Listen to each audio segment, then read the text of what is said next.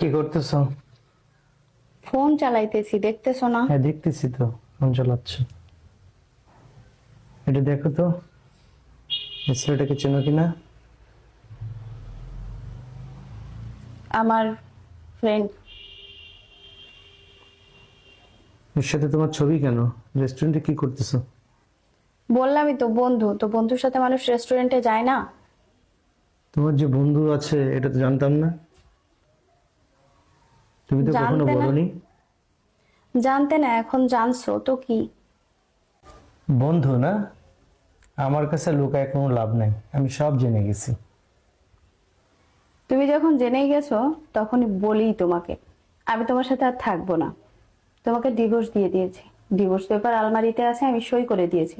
তুমি সইটা করে দিও। কাল সকালেই চলে যাব। হঠাৎ ডিভোর্সের কথা বলে দিলে, সিদ্ধান্ত নিয়ে নিলে ডিভোর্সের। থাকবো না আমি তোমার সাথে।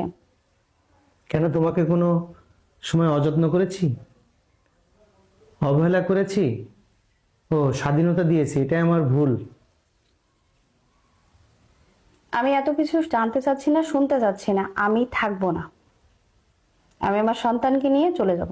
দেখো, আমাদের একটা সন্তান আছে, সন্তানের কথা ভেবে তুমি সিদ্ধান্ত নাও।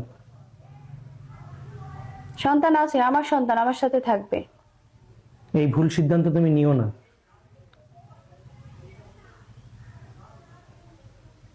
আমি বললামই তো থাকবো না আমি। দেখো, যার জন্য তুমি আমাকে ছেড়ে চলে যাচ্ছ, সে কি তোমাকে নিয়ে সংসার করবে? তোমাকে না ভাবলেও চলবে, আমারটা আমি ভাববো। আমি থাকবো না তো থাকবো না। দম বন্ধ হয়ে আসে আমার। দেখো, একটা সন্তানের জন্য মা যেমন প্রয়োজন, বাবারও তেমন প্রয়োজন, একটা পরিবার প্রয়োজন। তুমি এই বাচ্চাটার ভবিষ্যৎ নষ্ট করো না, তার বাবা মার স্নেহ নষ্ট করে দিও না তুমি। আমি এত কিছু শুনতে চাচ্ছি না।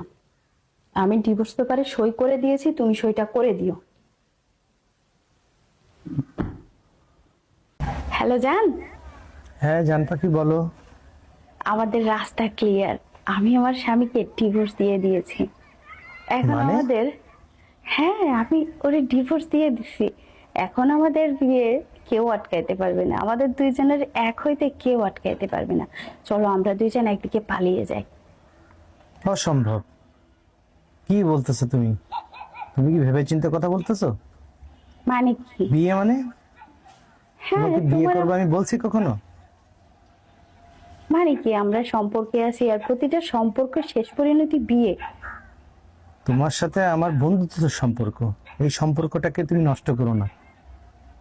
বন্ধুত্বের সম্পর্ক মানে? তুমি আমাকে ভালোবাসো না? হ্যাঁ, তোমাকে ভালোবাসি, কিন্তু বন্ধুত্বের চোখে আমি তোমাকে দেখি। আর তুমি কি ভাবছো যে তুমি একজন বিবাহিত, তোমার একটা বাচ্চা আছে, তুমি সেখান থেকে চলে এসে আমাকে বিয়ে করবে, আর তোমাকে আমি বিয়ে করব? তোমার জন্য আমি আমার স্বামীকে ডিভোর্স দিয়েছি।